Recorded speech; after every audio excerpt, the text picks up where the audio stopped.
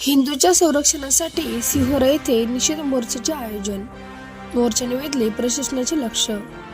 बांगलादेशात हिंदू समाजावर होत असलेल्या अमानुष अत्याचाराच्या निषेधार्थ सकल हिंदू समाजाच्या वतीने दिनांक 25 डिसेंबर रोजी पोलीस प्रशासनाच्या चोख बंदोबस्तात विशाल आक्रोश मोर्चा काढण्यात आला होता. बांगलादेशात हिंदूची मंदिरे, घरे आणि व्यवसायाची होत असलेली नासधूस व राखरांगोळी तसेच महिला व मुलांवरील होत असलेल्या अत्याचाराच्या घटनांनी सिहोरा परिसरात संताप व्यक्त करण्यात येत आहे. या घटनेच्या निषेधार्थ काल सिहोरा गावातील व परिसरातील सर्व पक्षीय पदाधिकारी आणि नागरिकांनी आंदोलनाला 100% पाठिंबा देत दुपारी 3 वाजता हनुमान मंदिर व बाजार चौक परिसरातून भव्य मोर्चाला सुरुवात करण्यात आली.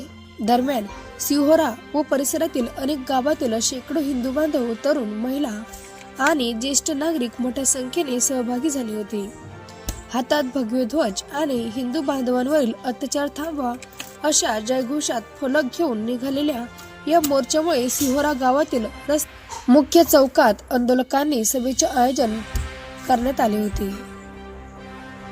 यात भाजपचे जिल्हा उपाध्यक्ष धरेंद्र तुरकर, भाजपचे जिल्हा महासचिव गजानन निनावे, मोतीलाल ठवकर, अभय मिश्रा, पंकज शुल्का, मुकेश शुल्कासह अनेक वक्ते सामील होते. महामहिम राष्ट्रपती यांना निवेदन पाठवण्यात आले. कार्यकारी सहसंपादक खेमराज शरागत, महाराष्ट्र लोकन्यूज चैनल साठी. हत्या की गई। निर्मम हत्या जब टीवी पर हमने उस समाचार को देखा तो रूह कांप जाती है। उस व्यक्ति को घर से उठाया गया, उसको पूरी तरह निर्वस्त्र किया गया।